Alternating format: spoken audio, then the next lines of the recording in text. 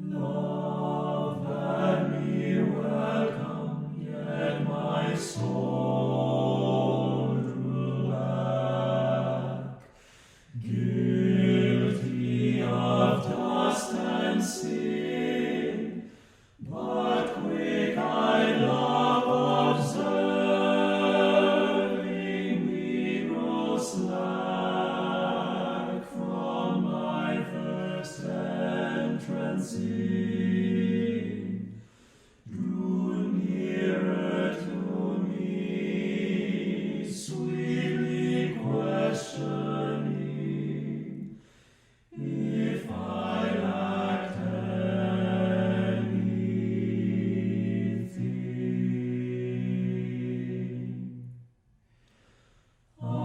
Against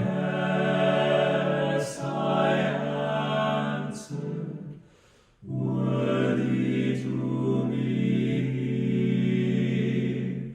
Love said, you shall reap.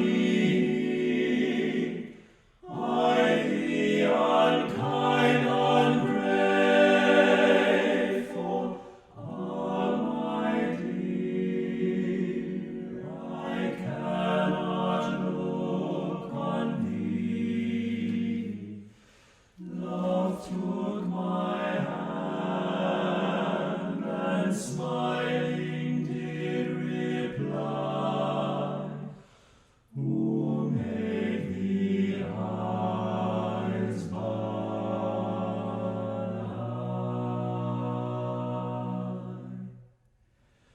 Truth, Lord, but I have marred them. Let my shame go where it doth deserve, and know you not says love, who bore the blame. My dear, that I will serve. You must sit down, says love, and taste my meat. So I did sit and eat.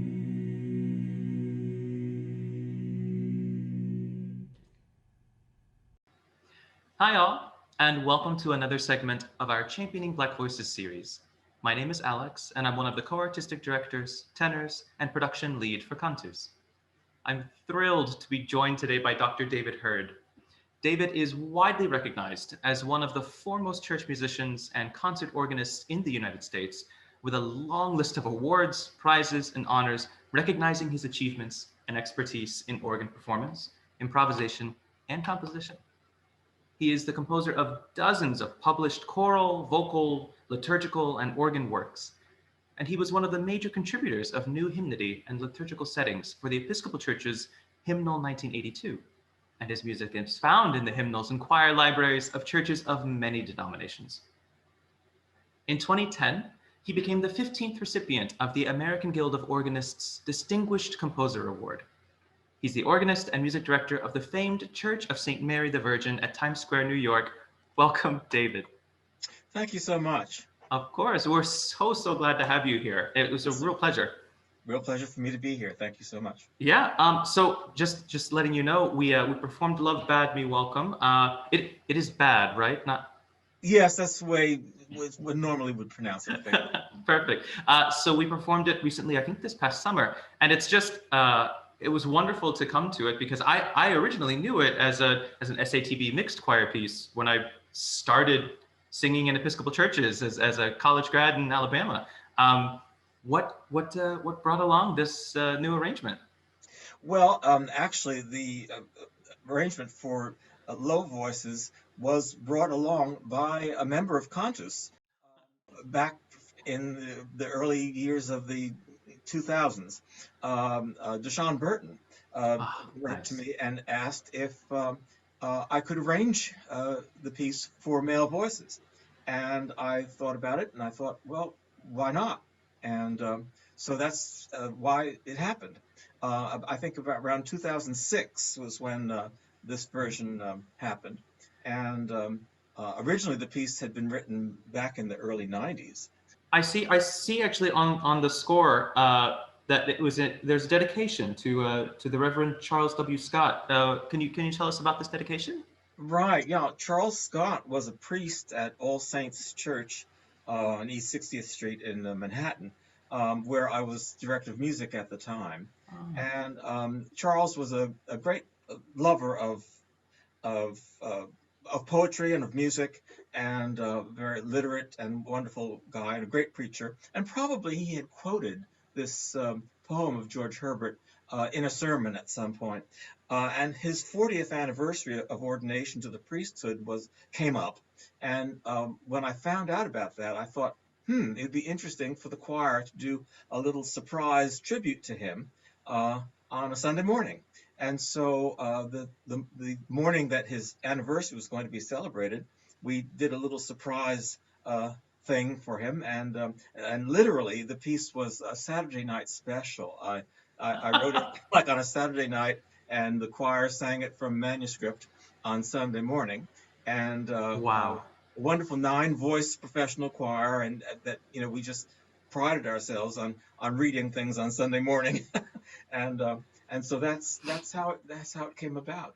I I I know it's probably not church-like or holy at all, but I am absolutely envious of Reverend Scott to have this as a surprise for a first-time hearing. It's absolutely wonderful. I have to admit, I have known and loved this piece since I first performed it in mixed choir. I was a little bit skeptical about when I saw the score, and I was like, for TTBB, no, you can't improve upon perfection. But it's really quite warm, and just it kind of sets the text in a different way. Well, I've written a few pieces for low voice choirs, and after the fact thought, well, maybe these can actually be sung by SATB and sort of transpose them up. I don't recall that at this time I had actually transposed anything down before, but I thought in doing that, why not revoice it so that essentially what was the first soprano part actually now becomes the baritone part, and it's embedded in the middle of the texture rather than sort of in the same way that the Southern harmony tunes, basically the melody is always in the tenor register, always in the middle of the texture. And I thought, well, why not try that? And so I was happy the way that came out, rather than just sort of take the whole texture down a fourth or something like that. Sure. To sort of change it around. And in fact, there are 2 notes that are different in the TTBB version than in the soprano and alto tenor bass version. And because of the change of voicing, the chord color just seemed to want to have a little suspension in one spot. So one resolution in the first and third stanza is slightly different than in the SATB version. I am sure the musical sleuths out there will now listen for it and see if they can't find it. So when your email is littered with "found the mistakes," you know who to blame. I've never admitted that publicly before. Well, that's wonderful. It really was an absolute inspiring thing to sing. And so I hope you don't mind. I'd love to hear a little bit about your musical journey. What took you from the beginning student that you were to Dr. David Hurd? Well, I first encountered live music going to church, and so choral music and organ music just was in my ear and in my mind and in my heart from the beginning. And I love the sound of choirs, and I love the sound of the pipe organ and the vibration in the floor that it set off. Oh, sure. And so from early childhood, I was in an Episcopal church every Sunday, and so that was part of my hard wiring. And so I wanted to be an organist, and as soon as I was big enough to start piano, when I was 6 years old, I started piano lessons, and then I wasn't physically big enough to reach the pedals, according to my organ teacher, until I was 12.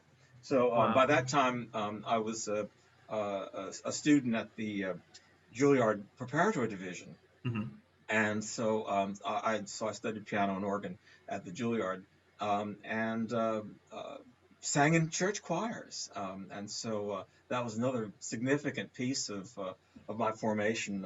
I sang in a choir of men and boys from the time I was 9, Hmm. up until I was 16, when I took a church job of my own, my senior year in high school. Uh, Wow. and then off to Oberlin to major in organ at Oberlin. And I wanted to do everything. I wanted to study trombone because I was also playing the trombone at Okay. that time, and I wanted to study voice and I wanted to study harpsichord. And but you could only do so many So many applied hours in the studies. day, I suppose. Exactly. So I did end up majoring in organ, which I intended to do, and but I sang in the college choir, and studied harpsichord and the required amount of additional piano and all of that. But so the choral piece was running in the background during my college years, and I think if I had to decide on a second major, it would have been choral conducting, I think. And I've often thought how interesting that I trained myself and channeled myself as an organist. I don't regret that at all. But if I had to do it again, I might just as easily have um, have put my primary energy into choral conducting because that has become a major force in my life. And so when I graduated from Oberlin, um, uh, I was fortunate uh, to work for a year at Trinity Church Wall Street, Hmm. where Larry King was the director of music, and that was a very interesting time because the um, the Episcopal Church was going through liturgical revision, and there were new liturgical forms coming out, and Trinity was one of those places that had the means and the personnel to generate new music for the new rites. And Wonderful. Larry King was at the forefront of finding and composing new music. And Calvin Hampton was right across town at Calvary Church, and they were close friends. And so I got to know Calvin, and Calvin was writing and doing creative new things for voice, for choir, for organ. Um, and um, and so, in a way, those two guys had a lot to do with sort of giving me permission to explore the compositional things. Because, as I said, if I had a second major, it might have been choral conducting, but it also might have been composing. Because I, I've always had, an affection for composition and for the study of music theory. And so I had gone to the High School of Music and Art in New York and had actually been in the composition class at Music and Art High School. So mhm. there are many, many pieces. I mean, in what what formed me, and but I thought of myself really as principally an organist, and then I taught for a year at Duke University, Mhm. where my position was basically organ oriented. I taught organ, but I was also assistant director of choral activities, Hmm. and so I was basically a rehearsal accompanist. But one can learn a lot about choral conducting Sure. by being an attentive rehearsal accompanist. Absolutely. And I had both at Music and Art High School and then working under Robert Fountain at Oberlin in the college choir. I had been keenly, sort of attentive to some really quite wonderful choral directors. Um, uh, from an early age. And so I sort of found my way into choral conducting, and then soon I was music director in my own parish back in New York at Church of the Intercession, and again the liturgical um, uh, evolution was calling forth for new music, and so I was constantly given the opportunity and even the requirement to come up with The some opportunity. yeah, some news, and the prayer book was being revised, and then all of a sudden there was a new prayer book, and Hmm. that happened just about the same time that I was invited to teach at General Seminary, and so that began almost 4 decades of being director of music in the seminary chapel, where we sang evensong 4 nights a week, and we sang morning Hmm. prayer twice a week, and we sang Eucharist at least 3 times a week. And so there was so much music that we did, and again in this period of liturgical formation Sure. for the whole church. It was an opportunity to explore, to create, etc. And then I was also asked to join the uh, Standing Commission on Church Music of the Episcopal Church, which was the national body of national committee that was charged with overseeing the musical life of the entire Episcopal Church. And of course, the task that the commission had at this point was considering the process of revising the hymnal. And so I was the baby of the group at that point, and which was a wonderful opportunity to watch some of the more senior um, uh, members of the guild, as it were, Mm. do their thing, and to learn from them, and to contribute to that process, which actually went on for 9 years. Wow. And so, because the commission, I started on the commission in 1977, and the hymnal was finished in 86. So even though it's called Hymnal 1982. I wondered, like, that math doesn't quite sound right with the title of the Yeah, of yeah. the hymnal. Well, the 1982 year was the year that the General Convention approved the words, Hmm. but the Okay. actual musical edition was then crafted by the committee, and it finally got into print in the wee hours of 1985. So it really just sort of came into use in December 1985.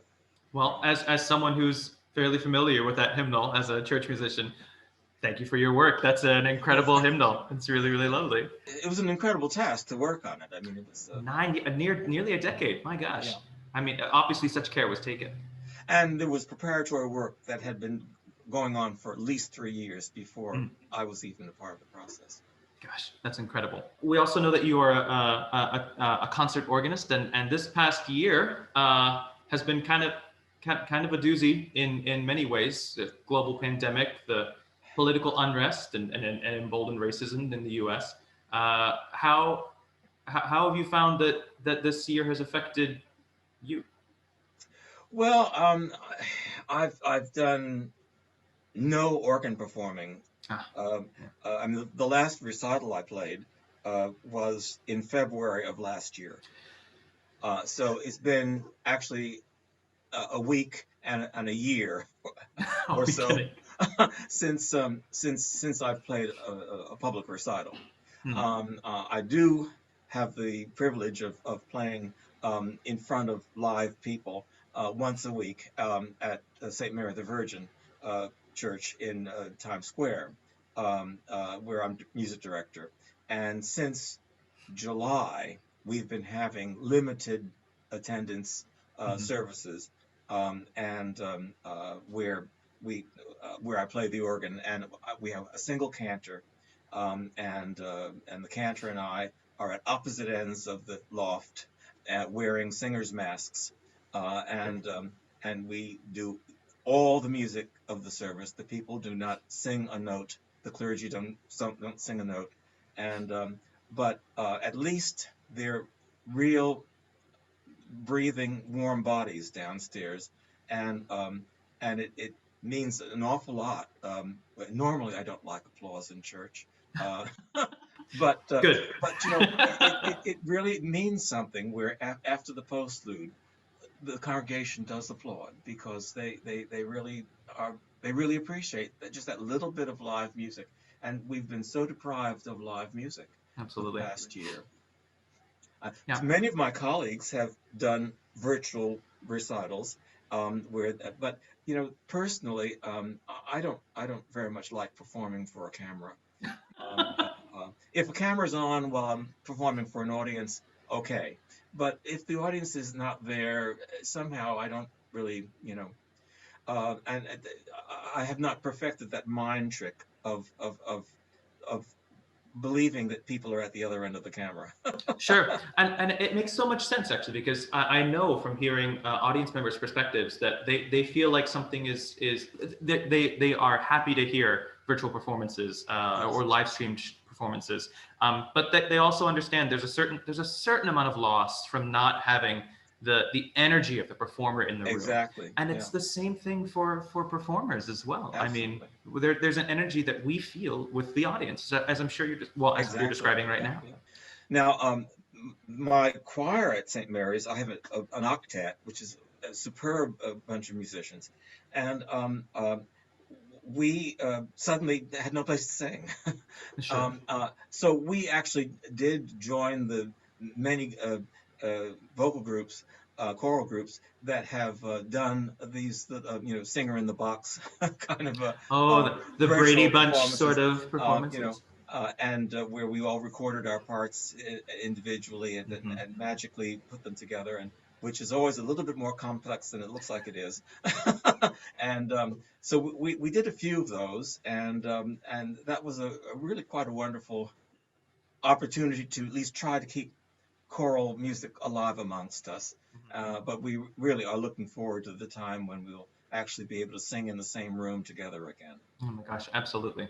And New York was one of the places that was hit earliest and hardest with the global pandemic when Absolutely, when we yeah, started. So I imagine it's long awaited to be able yeah, to yeah. perform with your ensemble again. Well, I'm very grateful that my singers and I have been healthy through this entire uh, time, and but we continue to tread lightly and live carefully. As a performer and composer and choir director, are there any things in the hopper that we might be able to hear about? Are there new love bads around the corner, or are there new concerts that you hope to be able to perform in the maybe not too distant future? Well, I don't know. I mean, it's very difficult in my particular situation to plan. The church, of course, St. Mary the Virgin, has suffered some financial stress Hmm, in this pandemic, and so there are considerations. So we're holding the line at the moment in terms of planning future concerts, but we're sure, hoping. I'm hoping, this is no official sign, but sure. I think we're all hoping that we will have a fall season with the choir singing again regularly, and looking forward to doing that. Um, I have a few commissions in the that are waiting for my attention, and two of them are choral, and Wonderful. I look forward to getting at that. And I'll look forward to asking for rearrangements of those pieces into TTBB voicings. Well, you never can tell. David, thank you so much. Is there anything in particular you'd like to share with our viewers?